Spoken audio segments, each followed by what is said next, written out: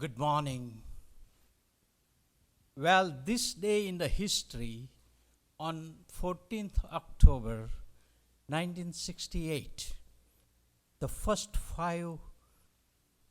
live telecast from manned US spacecraft using a black and white camera is transmitted from Apollo 7 back to Earth. Also, Thomas Alva Edison filed his first patent application for improvement in electric lights on October 14, 1878.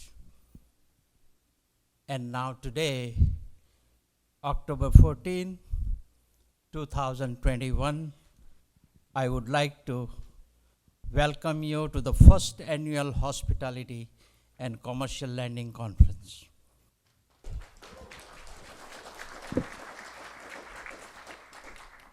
We are pleased to host this event, and I am grateful for your support by accepting our invitation. The commercial lending community plays a vital role in economic and hospitality industry development. Hospitality industry plays a vital role in economic growth and therefore may well require extra attention to ensure that they too benefit as the overall economy progresses. One of the important limitations in this area is access to the capital. Access that is critical to starting, growing, and maintaining successful business. Hotel projects are often involve partnership with community-based non-profit organizations as well. These public-private collaboration help businesses gain access to the capital they need while providing profitable return to bankers, to developers, and benefit to the respective community. The trend in recent years reflects a decreasing amount of public funding available for our industry. As a result, hotel development will become increasingly dependent upon alternative source of funding. The challenge that lies ahead is to find innovative ways to fund new projects less dependent on public funding. 2 years ago, the world was a very different place. COVID-19 has brought hardship and disruption to nearly every aspect of our lives. And even as economic conditions improve, the pandemic continues to weigh on household, businesses, and the economy. America has never experienced a health and economic crisis like the one we are facing. One of these is the extent to which small businesses have been affected. Small businesses tend to be service-oriented and clustered in retail, food service, and hospitality industries. You are here today because we are asking for your support. We grow and scale successfully only with your support. You are an integral part of our success story. Now, without taking any more of your time, I call Mr. Jain Gautam, co-founder of this conference, to elaborate on more detail on the conference. Thank you. Thank you, Mr. Rama. Welcome, Jain Gautam, co-founder of LendingCon, president and CEO of the Interested Hotel Groups, and the director of business development of Hotel Loans, or hotelloans.com.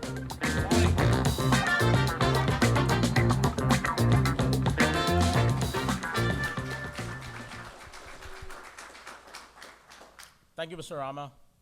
I know it's when it was 1989 when you actually launched AHOA. I was a little kid. Since then, I'm still learning from you. Thank you. Well, ladies and gentlemen, welcome again. Good morning. How's everything going? I'm sure you guys have met a number of people around the tables and outside by the refreshment timings. And I'm sure by the lunchtime you'll have a great network. And of course, when we have cocktail reception in the evening, you'll enjoy all. Again, it is my honor and pleasure to welcome all of you to our first hospitality and real estate lending conference, LendingCon, presented by Hotel Loans. I would like to thank all of the sponsors for contributing for our event today. As a hospitality advocate, I understand how it is when it comes to the real estate, financing, and branding. They all play a big stipulation side by side. LendingCon is a hospitality and commercial real estate conference dedicated to educating attendees on everything that is needed to finance commercial real estate in today's environment. Whether it's a hotel, bed and breakfast, multifamilies, or any commercial needs. LendingCon will provide the opportunity for hotel and commercial real estate owners to hear directly from lenders, corporate, and industry experts. We will help attendees to be finance ready, which will increase approval rates and reduce closing times, and ultimately allow them to focus on running their own businesses. Our goal is to able to create a space for commercial real estate owners to network, collaborate, and grow together, and especially focus on SBA lending in today's market. Our goal is to bring all financing issues more efficiently to our clients at Hotel Loans. We will also put highlights on foreign investments such as EB5 and E2s, and other investment while investing in hospitality business. Throughout the day, you will hear from many great speakers, including our guest speaker. I would like to thank our President and CEO of Asian American Hotel Owner Association, Mr. Ken Green.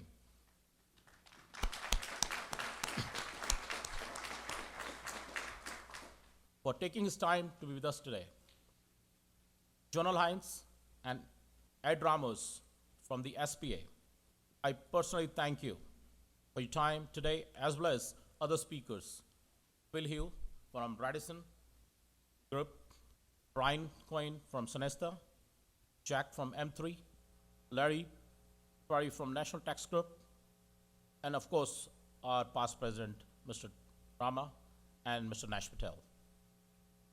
At the end of the day, we will gain a great knowledge in all the areas of easy financing, branding, and operating your assets. We'll have a great networking session with our sponsors in Crystal Ballroom later today while enjoying our refreshments, as well as later in the evening, cocktail reception. I would like to thank my team, Parth Trivedi, Rajal Patel, Vivek Sharma, and of course my partners, Chad Enger and Todd Lake at Hotel Loans. The conference being broadcasted live on YouTube and Facebook for those who could not attend. I sincerely hope you will enjoy today's conference, which we arrange a full day of education and networking. At this time, I would like to introduce Chelsea McCready, Senior Director of Hospitality, Market Analytics for CoStar Group. She'll be presenting on hotel industry data, production and metrics. Chelsea, it's a great pleasure to have you here.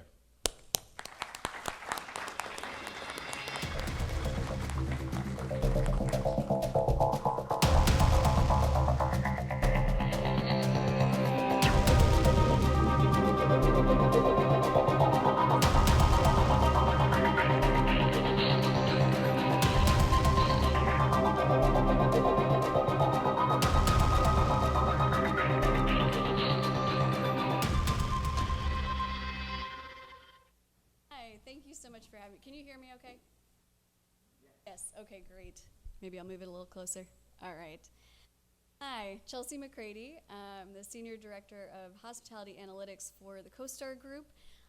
CoStar Group is a commercial real estate data platform. They acquired STR a couple years ago, and earlier this year integrated STR's hospitality performance data into the CoStar product. So that's what I'll be sharing with you here today, is the performance data for the hospitality across the United States. I'm going to start with performance data. We'll move into the pipeline. We'll move into the forecast after that, and then we'll talk about transactions. Oh, I have to get closer. Okay. All right, I hope that's better now. All right, we're going to start with performance indicators. So normally we look at RevPAR, and we're looking at year-over-year % change for RevPAR. And we do that because it kind of smooths out the weirdness and seasonality. It helps us interpret RevPAR, revenue per available room, which is not a very intuitive metric to begin with. You know, what does $80 in RevPAR really truly mean? So to solve for all that, we normally look year-over-year, but I don't know what this means. I don't know how to interpret that. Year-over-year changes have been absolutely off the charts. All I know from this is that it dropped a lot last year, and it's growing a lot this year. So now we're looking at things a little bit more, we're kind of going back to basics and looking at things a little differently. So here we're looking at monthly RevPAR levels, and the lighter bars are last year, the darker bars are this year, and the gray line is that 3-year average for that month prior to the pandemic. So that's kind of what we would normally expect RevPAR to look like for that month. I forgot to say, I'm going to hit you guys with a lot of data first thing, so sorry about that, but I'm happy to share the slides afterwards. So with the gray lines, you see that typical seasonality level. Last year we bottomed out at $18 RevPAR in April of 2020, which was rough. And then we kind of came back up a little bit throughout last year. And then so far this year, we've seen significant growth. Started at $35 RevPAR in January. And then we reached $100 RevPAR in July. And that actually reached that pre-pandemic level, which is impressive given what I'm going to show you in a bit. And then we started to see it decline just a little bit in August and September. Now that August-September decline is typical seasonality, right? You normally see RevPAR drop a little bit from July to August to September, but it dropped back below baseline, and so we did see an impact from the Delta variant there. So what's driving these trends? Let's dig in a little bit more. So here's hotel occupancy, the same type of graph here. Occupancy has mostly followed typical seasonal trends this year. Hasn't reached pre-pandemic levels quite yet. But the summer was pretty strong. So in July, we saw 70% hotel occupancy, and that's only 4 points shy of the pre-pandemic average for July. So what drove the summer demand? It was the leisure traveler. Everybody knows this. We've been talking about it for months now. Leisure demand is back and better than ever. Group demand is the lighter line here, and that one's struggling, right? We really haven't seen much of a recovery yet in the group segment. Group demand is typically conventions, conferences. It's also weddings and bus tours and things like that. It accounted for 1 in 4 rooms that were sold prior to the pandemic. So about 25% of the total room demand across the country in 2019 was from the group segment. So we're not going to see a large-scale recovery in occupancy until we get some of that group demand back. And the lagging recovery for group is due to both meeting planner hesitancy in planning events and being liable for anything that happens, and then it's also attendee hesitancy to actually show up. So what we're seeing is, for most events that are happening right around now, attendance is about 40 to 50% of typical levels for events, for the, 40 to 50% of the attendance that they would have seen prior to the pandemic. So thank you all for showing up, because it is absolutely vital to the health of the industry. I'm glad to be here today. So this is the exact same data, but it's just shown in a different way to account for the seasonality and be able to show what's normal this time of year. I'm not going to get into this too much, but the one thing I do want to highlight is that transient occupancy met or exceeded pre-pandemic levels every month between April and July. So let's call that the release of pent-up leisure travel demand. So literally was back and better than ever before. So the trailing group recovery is entirely to blame for occupancy not reaching pre-pandemic levels. Going forward, we see that transient occupancy does soften quite a bit for the last 4 months of the year. So if group doesn't rise to fill that gap, then we can expect to see the occupancy will continue to suffer. And limited service hotels generally have been doing better on the occupancy front, which has been consistent since last summer and is also consistent with the group and leisure trends that I've mentioned already. All right, switching gears, we're gonna look at average daily rate. So ADR has admittedly caught us by surprise this year. What normally happens with recoveries after recessions is that occupancy comes back first, and then when that occupancy comes back, we've got some pricing power, and then rate comes back. So normally it takes longer for rate to come back than occupancy to come back. But this time, we're seeing it's happening a little bit differently. So everything's different with COVID, and this is, here we are again. But ADR has met or exceeded pre-pandemic levels since July this year. And once again, it's the leisure traveler that's driving that. So weekend rates have reached the highest levels ever, and that's it's due to the leisure traveler, and any group demand that is happening is basically happening on the weekends. It's the leisure, like weddings and things like that. Weekday demand or weekday ADR is actually kind of normal. So it's kind of back up to those normal levels. And at first that surprised me because we really don't have the occupancy levels during the week. They're not quite there yet to have pricing power. But then I realized hotel revenue managers are very smart people, and they've recognized that discounting hotel room rates isn't inducing demand in this environment. It's not getting you any extra business. So they're saying, these are our rates, they are what they are, and we'll take whatever business comes our way during the week, and then they are driving the rates up on the weekends due to the compression and the higher demand. The ADR premium is highest in the luxury class overall, but also the growth that we're seeing is highest in the luxury class. So we're seeing quite a lack of price sensitivity in the luxury space. Some of this has to do with the lack of international travel. So US residents typically go abroad quite a bit, and they haven't been doing that, so they've been picking luxury stateside destinations to fill that gap. And so we're seeing quite a bit of ADR growth there. Now, the recovery trends I've been talking about are not at all consistent across markets. So here you can see the wide disparity in the recovery across the top 40 markets in the US. So we're looking here at year-to-date RevPAR for 2021, and we're comparing it to year-to-date RevPAR for 2019. I'm just skipping right over 2020. If I showed you this graph for comparing 2020 to 2021, most markets would be doing better than 2020, but again, that's kind of meaningless. Like, of course they are, right? 2020 was horrible. So the markets that have beat or come close to 2019 levels, kind of back to peak or pre-pandemic levels, are coastal. Myrtle Beach, Virginia Beach, Miami, Tampa. Not surprising, everybody's been wanting to go to the beach. The US average is still down about 24%, and most large urban markets are worse off than that. So the markets that have been struggling the most are the ones that have been the most reliant on that group demand and on international visitors, and those that have had more stringent coronavirus-related restrictions. So that's the San Francisco, Boston, DC, New York.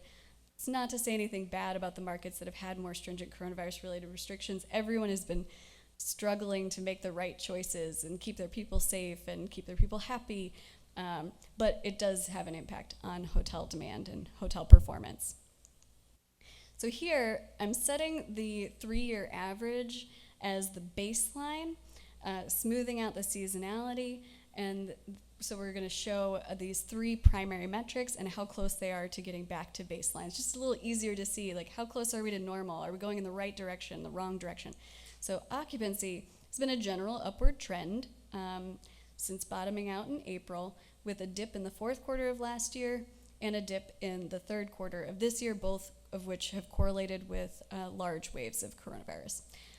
The ADR declines have been less severe than the occupancy declines throughout most of the pandemic. And then, as we talked about, the ADR was actually higher than the baseline in July, August, and in September. So RevPAR, not a surprise, it's a combination of the two, so it's a pretty, same general trend. But what's interesting is July, August, and September. So in July, ADR was high enough above baseline to pull RevPAR up to baseline. So basically, ADR above baseline and occupancy below baseline canceled each other out, and it ended up at the baseline. And since then, there's been this tension, and then occupancy kind of pulled it back down in August and September. But at least we're seeing the tension between those two now, and both metrics aren't just pulling RevPAR down. So that's good news, at least. So we take that RevPAR line that I just showed you, and we add the major Florida markets here. So most major markets in Florida have outperformed the national average, especially this year. I'm going to focus on Miami and Orlando in just a moment, but Tampa, Jacksonville, and Fort Lauderdale have moved generally together above baseline since the second quarter of this year, but down in August due to the Delta outbreak that was across Florida.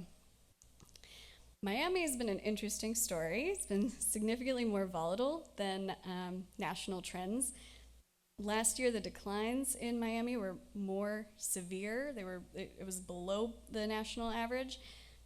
And then this year, it's been outperforming the national average. So it's just been kind of all over the place, been above baseline since April. That massive wave, it peaked at like 50% above typical RevPAR levels in June. That's just insane. And what that came from is extending peak season. So their peak season is usually that first quarter. That peak season extended through the summer instead of falling off in the summer like it typically does. So that's where that came from. And then we saw that decline from the Delta variant. But that major wave was driven by luxury hotel room rates, primarily in Miami Beach. Orlando is a completely different story. Orlando's trailed the national recovery throughout the entire pandemic, except in July. So the strong performance in July does make sense. People are vaccinated, and it was their last chance for like a family vacation before school started. Nobody was really talking about Delta quite yet. This market, and then it came back down in August. This market relies more heavily on group demand than most markets, and especially Florida markets. So about a third of the total demand in Orlando is pre-pandemic was attributed to group. So that's quite the chasm to try to get out of. All right, moving right along. We're gonna talk about the pipeline next.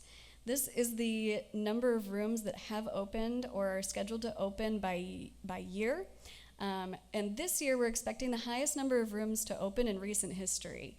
We've already got 87,000 rooms that have opened this year. We've got another 46,000 that are under construction and scheduled to open by the end of the year.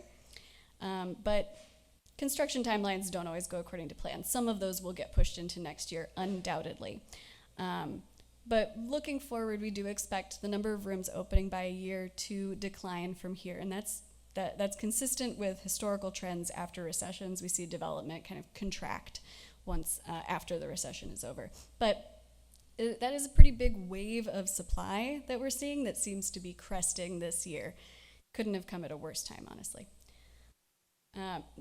We'd like to look at the number of rooms that are under construction as a share of existing supply to understand the impact of the supply growth on the market. Nationally, the share of rooms under construction is about 3%. It's higher in the larger markets, about 4.3%. But then you have some that really stand out on the high end. So New York, Nashville, and Miami all have very high percents of inventory under construction right now. New York has 14% of their existing inventory under construction, which is just a massive, massive amount of supply growth. Nashville's got about 10%, Miami's got about 8%. And then on the low end, we've got places like Oahu and San Diego. It has very little development activity. There are just barriers to entry in those markets, literal lack of land, and high development costs and development restrictions, things like that. This was a hot topic last year, but you hear less about it now. So 15% of rooms temporarily closed in April of last year with the onset of the pandemic. And it's been steadily declining since then. So most rooms have reopened. We're only at about 1.4% of rooms that are still temporarily closed. Most of those are in New York, San Francisco, and Orlando. So New York has about 14% of their rooms temporarily closed, which is a coincidence. They've got 14% of rooms temporarily closed, 14% of rooms under construction, which that's an interesting coincidence, and it might work out for them. San Francisco and Orlando, I think, are sitting about 8%, so there's still quite a few rooms closed in these markets. We expect most of them to reopen, but one thing I do want to point out is the permanent closure rate this year has been lower than historically, like the historical averages. So we do think that this temporary closure, set of hotels is hiding some permanent closures, and they just haven't announced it yet. But we do expect most of them to reopen. All right, let's jump into the forecast.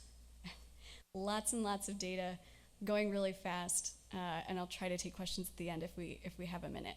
Big picture, RevPAR was growing for a decade prior to the pandemic, and we expect a relatively rapid recovery compared to other downturns, like after 9/11 and after the financial crisis, especially given the depth of the decline this time. Let's look a little bit closer at that, though. Here I'm indexing the 4 primary metrics to 2019, so that's the country's peak year.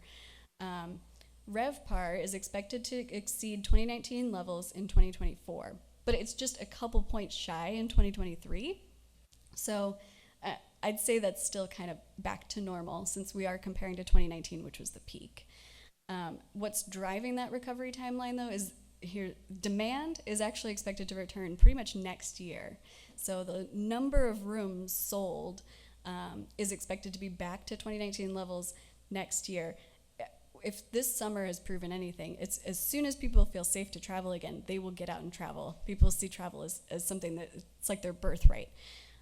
But all the supply that we just talked about is going to mean that the occupancy recovery will take longer. So it's going to take time to absorb all those new rooms, and occupancy isn't expected to reach 2019 levels until 2024.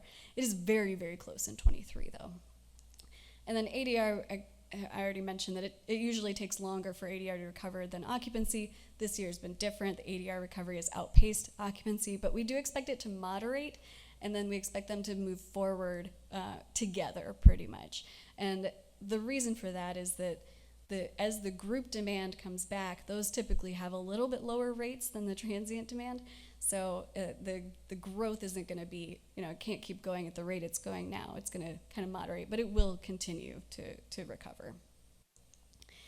When we look at the RevPAR forecast for the 3 largest Florida markets, they couldn't be more different. So Miami is essentially seeing a V-shaped recovery where they went down in 2020 and they come right back up in 2021. And then we're expecting it to grow just a little bit in 22 and then actually come down in 23. So I've gotten a lot of questions about why it would come down in 23. And it has to do with that substitution effect. So the US residents that are not traveling internationally right now are picking Miami. They're going to Miami instead. And we think that the international travel recovery isn't really going to take off until about 2023. So once people do start going international again, the Miami numbers will soften just a bit. Tampa is expected to, Tampa has nearly reached 2019 levels this year. We expect it to stay pretty much flat and then reach full recovery in 23. And the reason for that flat move from 2021 to 22 is in part because of the Super Bowl. So they had the Super Bowl last year. Or this year, they won't have it next year, so we're probably going to stay about flat. And then Orlando, unfortunately, we're not expecting a full recovery for RevPAR until 2025. All All right, last section here. I hope I'm not over time already. So hotel sales volume. Sorry, I didn't mean for that animation to happen. Hotel sales volume has bounced back this year after falling significantly last year. So it wasn't as low as it was during the financial crisis, but it did drop quite a bit. I'm gonna look at this quarterly, and it's a little bit easier to see that very quick bounce back throughout mostly this year. So the second and third quarter of this year nearly saw record levels for hotel sales volume. We saw some distress sales, but not nearly as much as was expected given the impact of COVID on the industry. So what did boost the sales volume for during this time? In part, it was portfolio sales, and the acquisition of Extended Stay America by Blackstone and Starwood Capital, and there were like 570 hotel properties, as well as some like high-profile luxury trades that came in at over $1 million per key. So here's just a couple examples. I'm not going to read these off, but of some very, very high-end $1 million per key transactions. Like Host Hotels and Resorts bought the Four Seasons Orlando. That's $1.4 million. They also bought Baker's Cay Resort Key Largo for $1 million per key. Hyatt bought Ventana Big Sur for $2.5 million per key. So these really boosted the sales volume as well. And it reflects the confidence in the resilience of luxury travel. So when we look at transaction volume by property type, we're comparing hotels to office, retail, industrial, multifamily. Other property types dwarf hotels in the capital markets. But the trends are interesting, right? So multifamily and industrial are growing like crazy. They're definitely on that upward trend. Retail and hospitality are kind of back to normal, right? They're kind of flat-ish. And then office is not quite back to typical levels yet, and that comes from all the uncertainty around hybrid work and return to office and remote work, and we're just not quite sure how companies will be using office space going forward.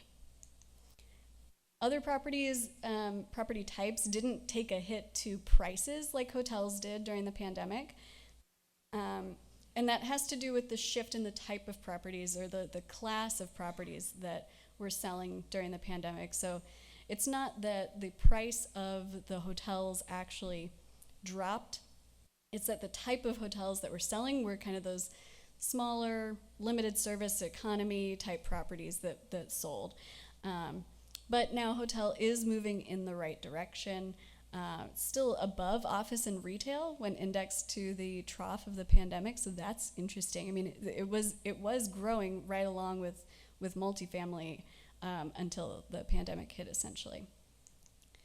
Hotel cap rates have remained relatively flat, which is surprising given the level of risk associated with hospitality properties that the coronavirus laid bare. So that's somewhat surprising, and it's forecasted to remain flat going forward. Got some key themes here. I don't want to just read them back to you. I just covered them, hopefully in about 20 minutes. But I will end by saying it's safe to say hotels will continue to be profitable and a smart investment choice, especially when travel is seen as low risk. Again, you've got my email here. If you want the slide deck, feel free to reach out to me. Thank you so much. Thank you, Chelsea. Thank you very much for the data, the wealth of information.